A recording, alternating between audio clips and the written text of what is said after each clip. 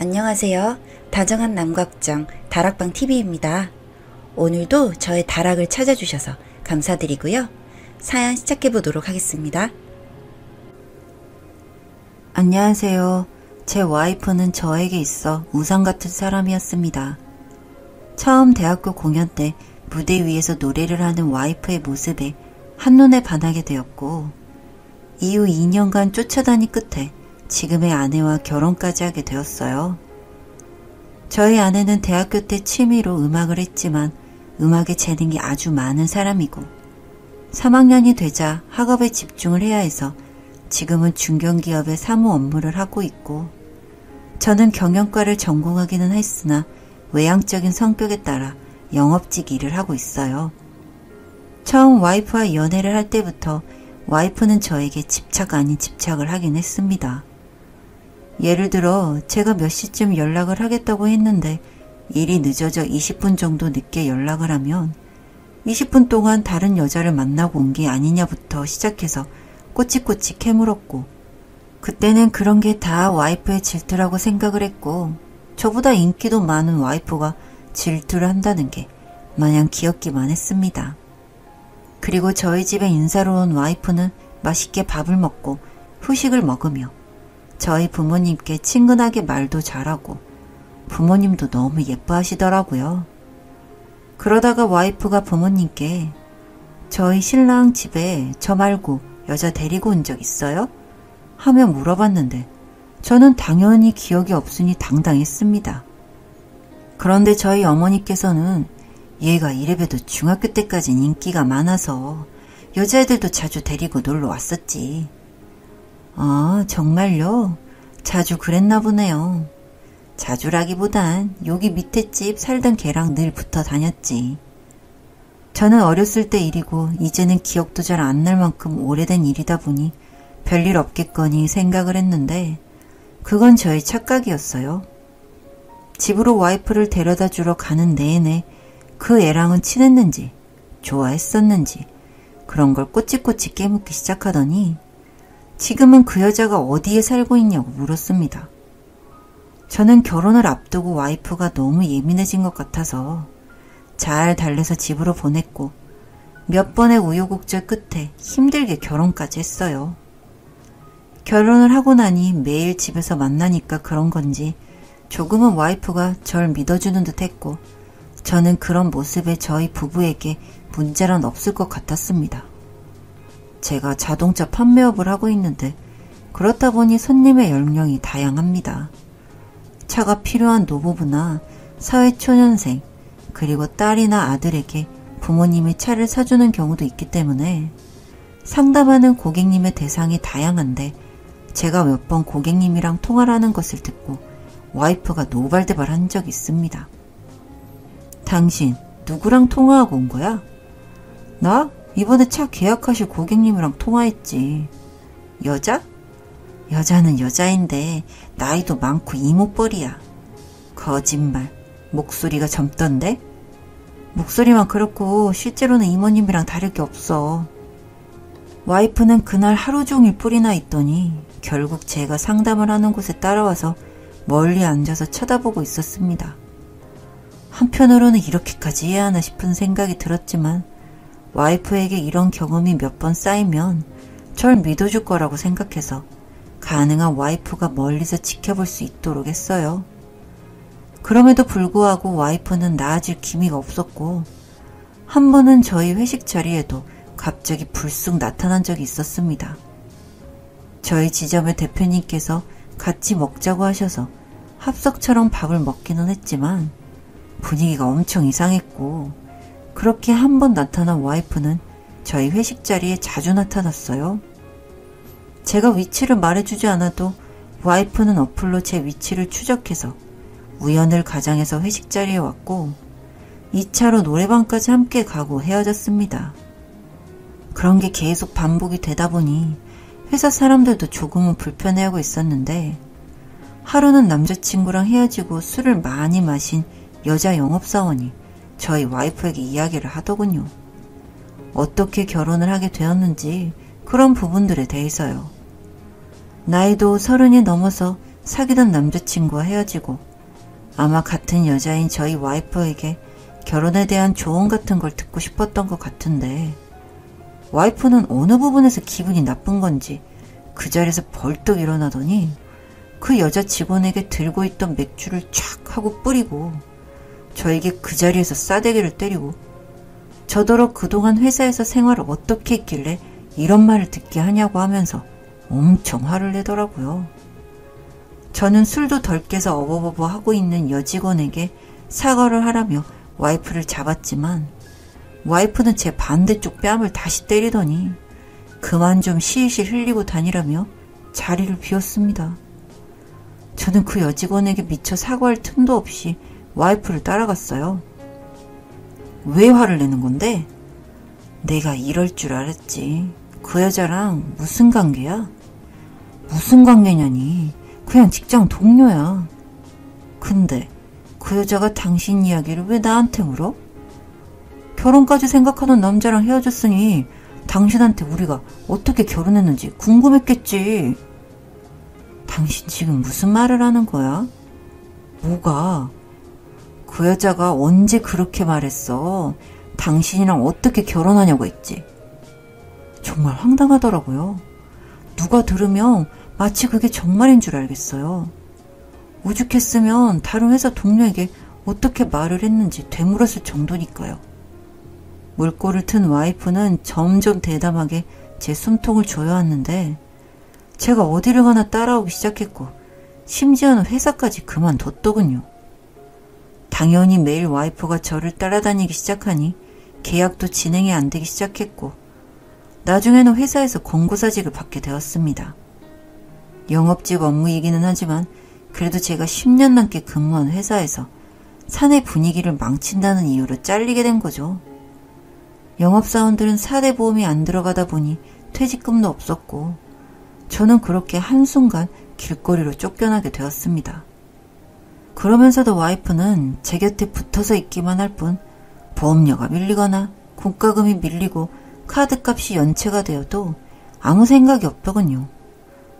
와이프가 집에서 쉬려면 적어도 저라도 일을 해야 하는데 제 발목만 잡고 늘어진 와이프가 갑갑했습니다. 와이프에게 이러한 상황을 이야기하고 일을 구하러 다녀도 알겠다고 하고 나서 다시 원래대로 돌아오는데 걸리는 시간은 채 이틀이 되지 않았고요. 그렇게 막막하게 하루하루를 보내다 결국 저는 버티지 못하고 와이프에게 이혼을 하자고 했는데 와이프는 그날 펑펑 울면서 저도 다른 사람들과 똑같다는 이야기를 했어요. 그동안 만났던 다른 사람들도 이랬다고 하면서요. 와이프는 어머님이 일찍 돌아가시고 아버님의 무관심 속에서 자라오면서 많이 결핍된 상태로 커왔던 것 같습니다. 와이프의 상처를 알았다고 해서 제가 와이프와 다시 함께 살기에는 이대로 가다가는 정말 신용불량자가 될 것 같았어요. 제가 어딜 가나 쫓아오고 심지어 한 번은 제가 자다가 눈을 떴는데 와이프가 제 머리 옆쪽에 쪼그려 앉아서 제가 자는 모습을 지켜보고 있었으니까요. 화들짝 놀란 제가 안 자고 뭐하냐고 물으니 제가 어디 갈까봐 지켜보고 있다고 했습니다. 그런 와이프를 더는 사랑하지 않고 이제는 그저 무섭다는 생각만 들고 있었어요. 와이프에게 이혼을 하자고 말하고 며칠 뒤 저는 본가에서 일자리를 찾기 위해서 다른 자동차 대리점을 다니고 있었습니다. 그렇게 새로운 직장에서 3주쯤 출근을 했을 때였는데 직원 한 명이 저에게 예전에 차를 구매했던 사람이 매장 뒤편에서 기다린다고 해서 아무 의심 없이 저는 나갔고요. 당시 손님께 드리려고 뜨거운 커피 한 잔을 태워서 매장 뒤편으로 가니 아무도 없었고 날카로운 느낌에 들고 있던 커피를 제 팔에 떨어뜨리고 뒤를 돌아보니 칼을 들고 있는 와이프가 보였습니다. 커터칼에 옆구리를 찔려서 피가 많이 나고 있었고 제 고함 소리에 매장 뒤편으로 나온 다른 사람들이 경찰에 신고를 해줘서 와이프는 경찰서로 저는 병원으로 이동할 수 있었어요. 제가 자꾸 이혼을 하자고 하니 겁이 나서 저를 위협하려다 실수로 그랬다고는 했지만 CCTV를 확인해보니 와이프는 제 뒤에서 웃으면서 칼을 옆구리에 찔렀습니다. 그 영상을 보는데 더는 이 관계를 유지하면 안 되겠구나 하는 생각을 했고 저는 합의를 해주지 않았습니다. 그냥 와이프는 깜빵에서 혼자 썩어봐야 정신을 차릴 것 같아요. 제가 아닌 다음에 만날 그 누군가를 위해서도요. 마지막으로 면회 때 본 와이프는 눈에 불을 켜고는 저랑 만나는 년이랑 절 죽여버리겠다고 소리를 치고 있었는데 깜빵이 아니라 병원에 보냈어야 하나 생각도 들고 제가 정말 우상처럼 사랑했던 여자가 저렇게까지 변하는 걸 곁에서 보고 있으니 마음이 좋지만은 않았습니다. 그래도 이렇게 하지 않으면 제가 여기서 글을 쓰고 있을 수도 없을 것 같다는 생각이 들더라고요. 와이프가 출소를 할 때쯤이면 저를 잊을 수 있었으면 좋겠습니다. 다정한 남걱정 다락방TV였습니다. 다락방 주인에게 구독과 좋아요, 알림 설정으로 응원해주세요.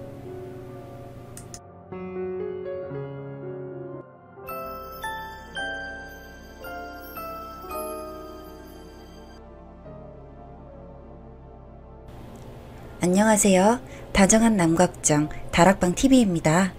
오늘도 저의 다락을 찾아주셔서 감사드리고요. 사연 시작해보도록 하겠습니다. 제 인생을 말할 것 같으면 왕의 귀환이라고 해야 할까요? 처음에는 노예였다가 점점 승진하여 왕이 되는 과정을 밟는 그런 삶이죠. 좋기 천금을 주고도 바꾸지 못할 경험들과 자산들이 제 머릿속과 금고에 산을 쌓았습니다.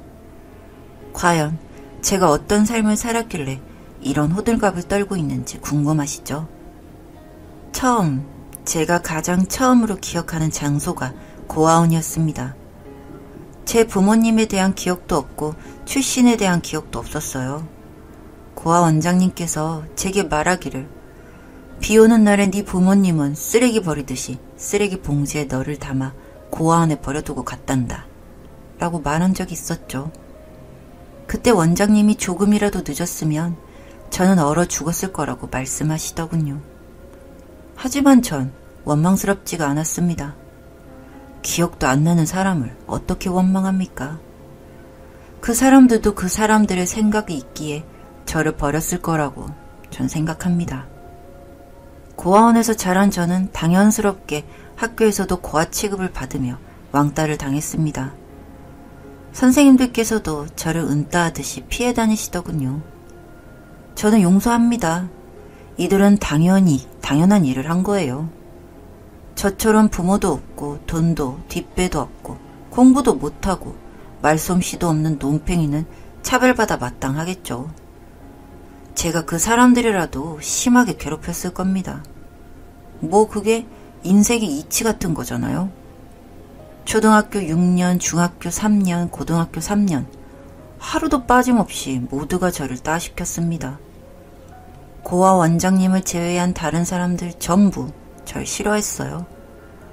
오죽했으면 동창내 학부모가 저를 다른 학교로 보내달라며 아우성도 치던 때도 있었겠어요. 그렇게 은따 인생을 거쳐 고등학교를 나오자마자 제 노가다 인생이 시작됐죠. 머리 쓰기를 싫어한 저는 무식하게 힘이 센 것도 아니었습니다.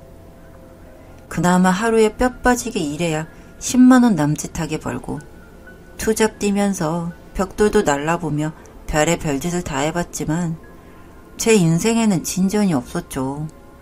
단칸방 하나 사는데 독립자금을 전부 써버린 저는 처량한 오리 신세였습니다. 밥을 아껴 먹고 잠자는 시간을 쪼개어 보아도 달라지는 건 없었죠.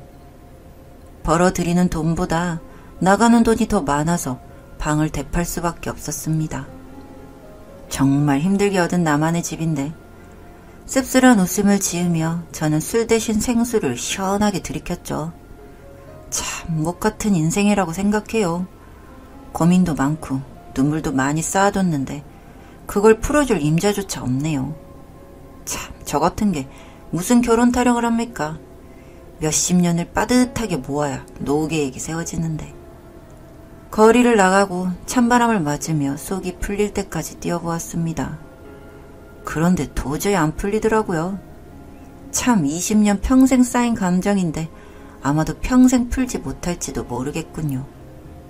죽기 전에 한 번, 단 한 번이라도 제대로 무언가를 하며 웃어보고 싶었는데 그게 참 쉽지가 않더라고요. 힘차게 뛰어가다가 배고파서 800원짜리 라면을 사 먹으려 편의점에 들렀죠.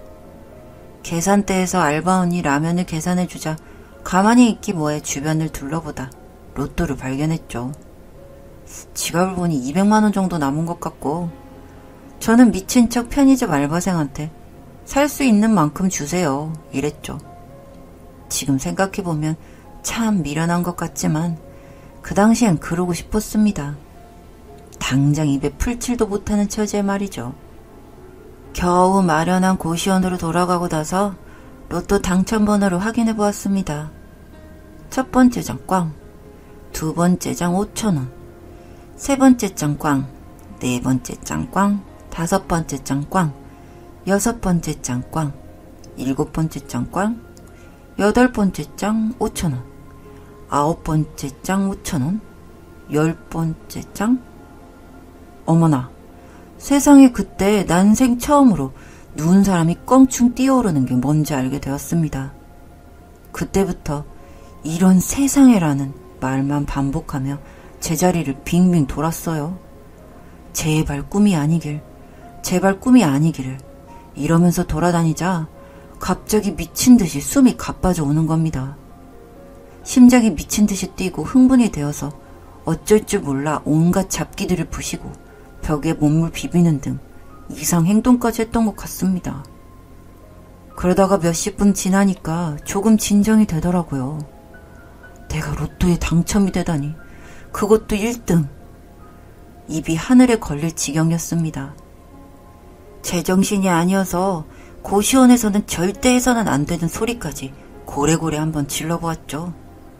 누가 뭐라고 하든 그게 무슨 상관이랍니까? 15억이라니.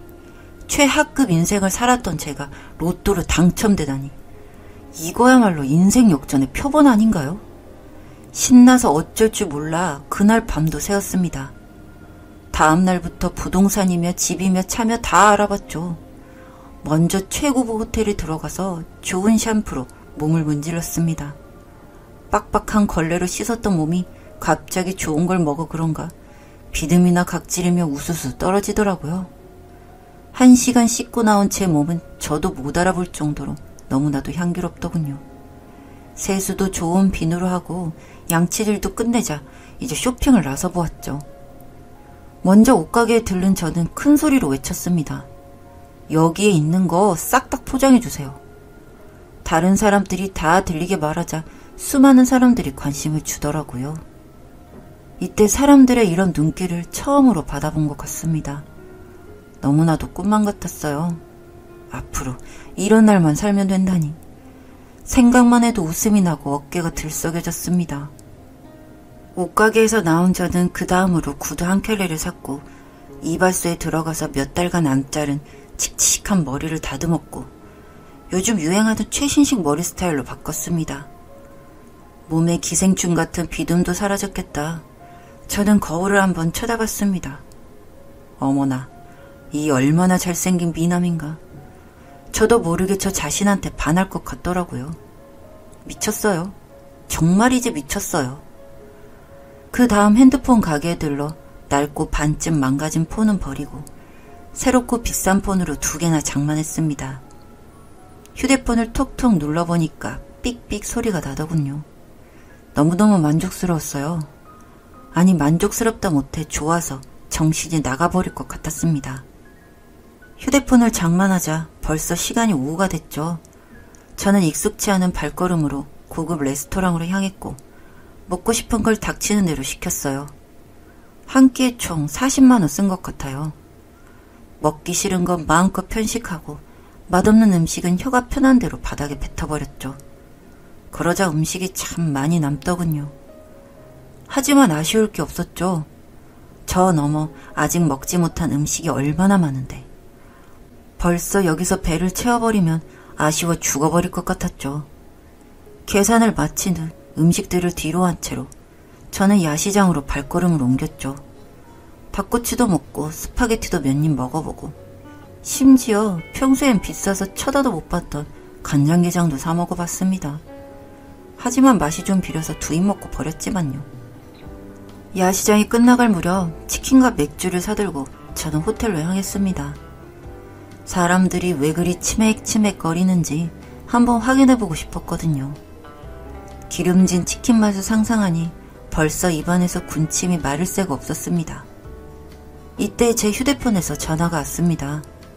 처음에는 누구인가 해서 봤더니 고등학교 때 동창이었지 뭐예요. 좋았던 기분이 순식간에 싹 사라지더군요. 예전부터 왕따에 일조해냈는데 저에겐 별로 좋은 추억이 못 되었거든요. 망설이다가 전화를 받자 그놈의 목소리가 귀에 울렸어요.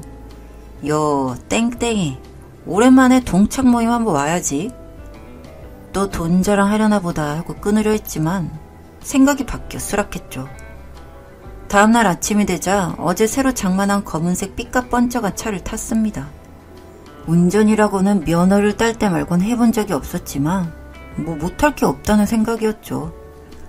약속 장소인 고깃가게에 도착하자 동창생들의 차들이 줄지어 나란히 세워져 있는 거예요. 그래서 저는 망설임 없이 직진해서 차의 옆구리를 박아버렸습니다.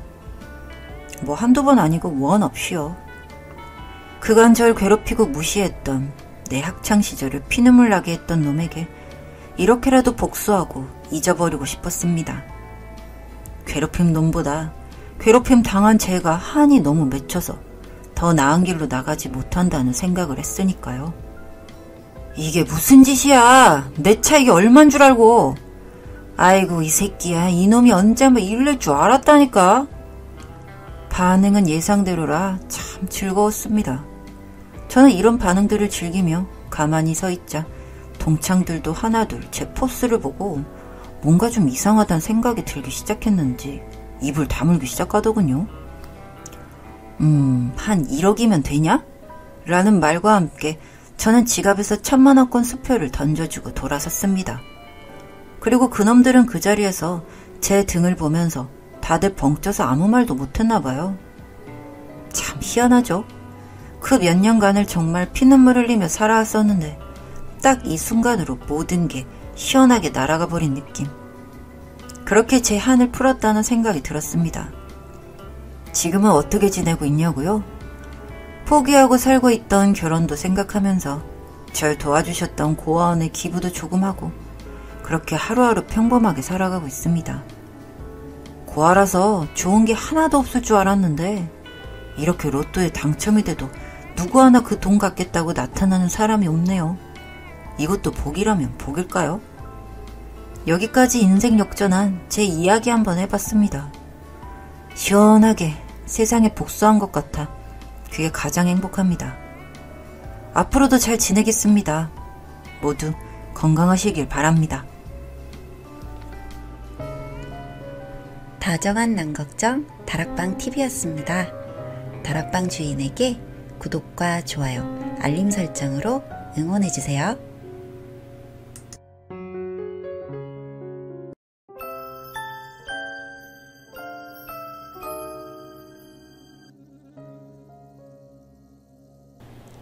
안녕하세요.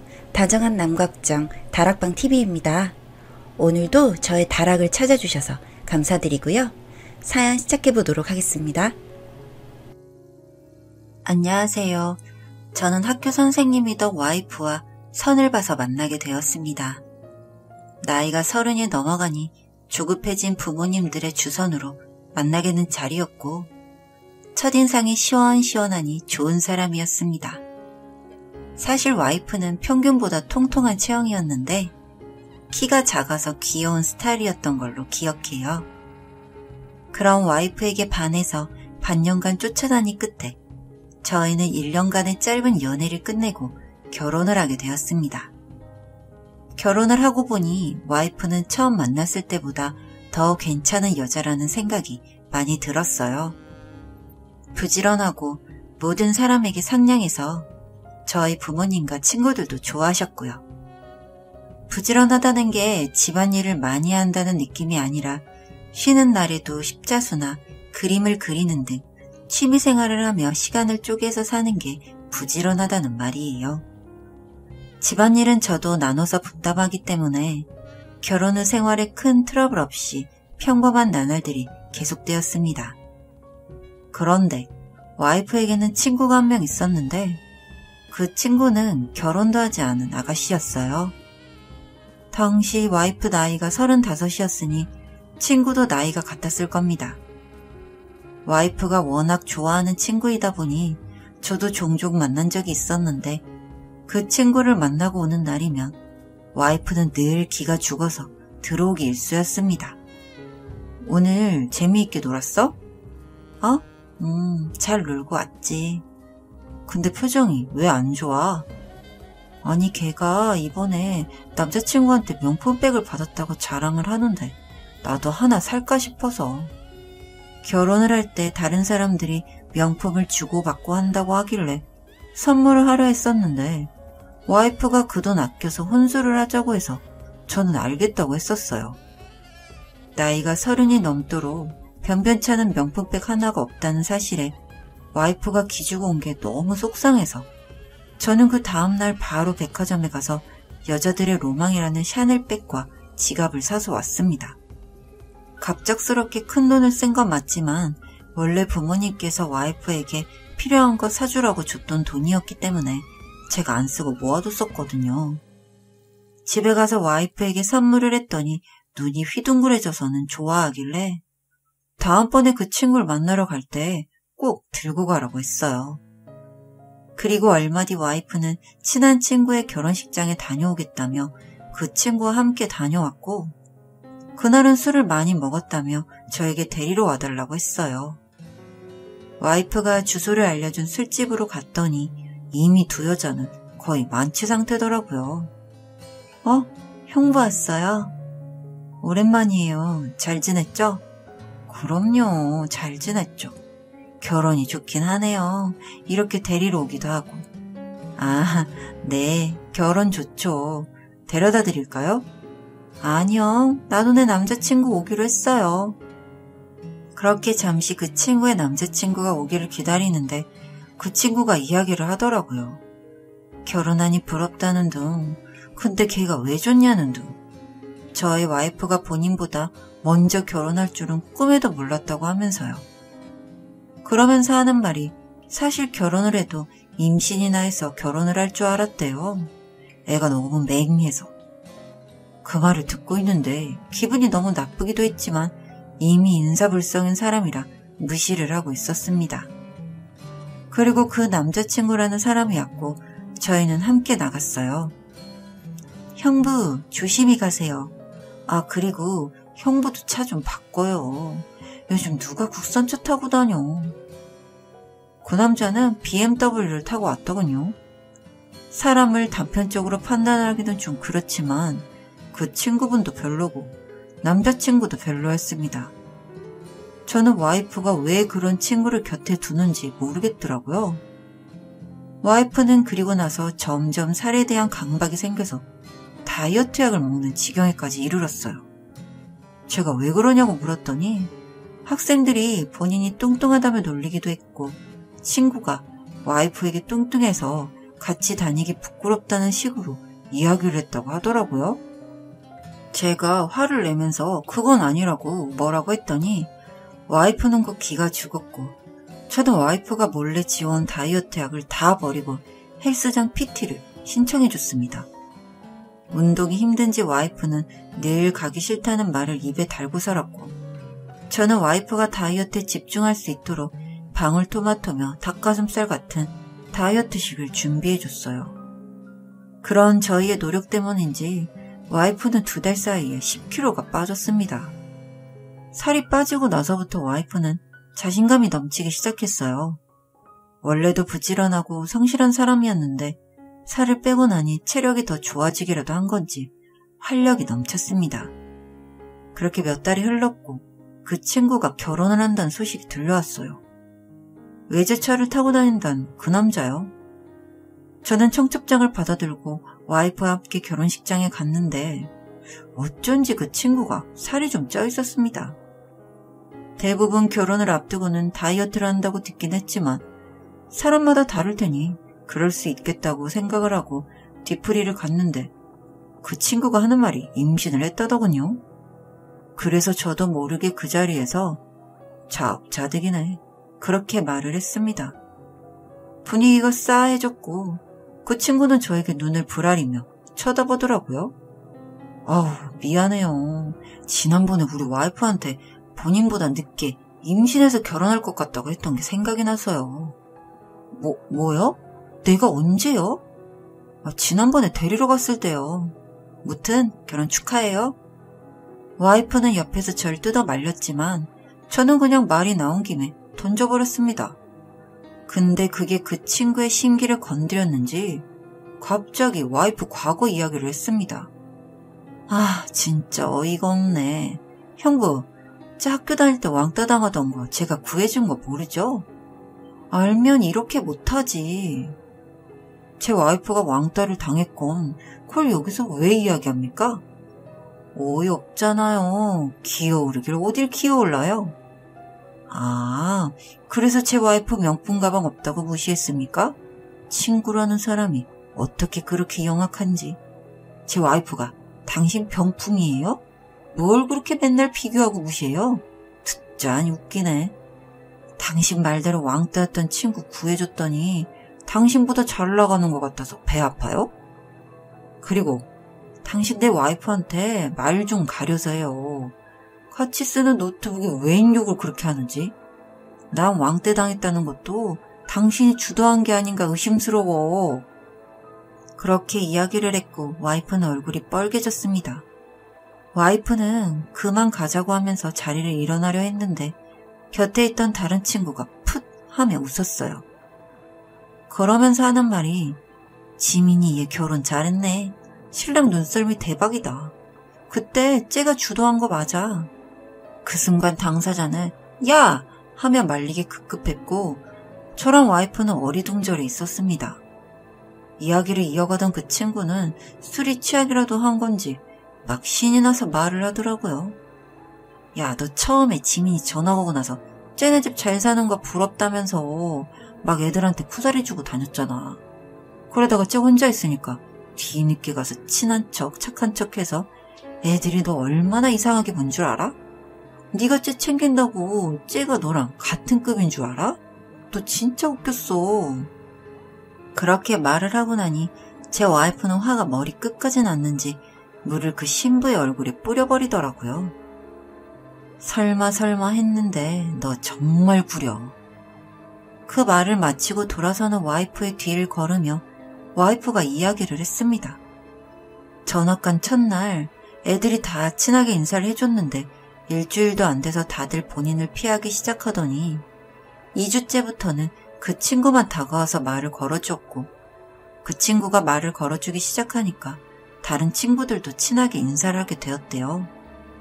그러면서도 다른 친구들이 본인한테 묘하게 거리를 두는 느낌이 있었고 그 친구가 본인을 무시하거나 밑으로 깔아보는 경향이 있기는 했었는데 20년도 더 된 일이다 보니 나중엔 별로 생각을 안 했던 것 같다고요. 그러면서 하는 말이 임신해서 결혼할 것 같다는 망언을 20살 초반에 많이 했었다고 하더라고요. 정말 분이 풀리지가 않았고 저는 와이프에게 그 친구한테 축의금까지 받은 만큼 줬으니 이제 깔끔하게 연을 끊길 바랬습니다. 와이프도 이번에 뒤에서도 그 친구가 말을 막하게 다닌 걸 듣고 나서는 이건 아닌 것 같다고 정리를 한다고 했습니다. 그리고 지금은 그 일로부터 3년이 지나 저희 부부도 100일 조금 넘은 딸아이를 키우고 있어요. 저녁에 밥을 먹으면서 와이프와 이야기를 하는데 오늘 그 친구에게 미안하다며 연락이 왔다고 했습니다. 그동안 저희 와이프를 질투해서 그렇게 뒤에서 이야기도 하고 다니면서 본인의 자존감을 지켜왔었는데 와이프가 결혼을 하고 잘 지내는 모습에 본인이 자존심이 상해서 그랬다고. 사실 결혼도 그래서 급하게 한 거라고 하더군요. 그러면서 하는 말이 지금은 그 남자랑도 이혼을 했대요. 카푸어 족이라서 월에 할부금만 내다가 결국 금전적 스트레스로 유산을 하고 이혼을 했다고요. 지금부터라도 다르게 바르게 살아보겠다며 와이프에게 전화가 왔다고 했고, 와이프는 더 이상 끌려다니지 않겠다며 그 통화를 마지막으로 전화번호를 차단했어요. 잊고 지냈었지만 지금 생각해보니 와이프가 한층 더 성숙해진 계기가 된 것 같기도 하네요. 여튼 못되게 굴더니 벌 받은 것 같다. 솔직히 속은 시원하더군요. 요즘 학교 폭력이 굉장히 이슈가 되고 있는데 다들 반성하셔야 할 것 같네요. 다정한 남걱정 다락방TV였습니다. 다락방 주인에게 구독과 좋아요, 알림 설정으로 응원해주세요.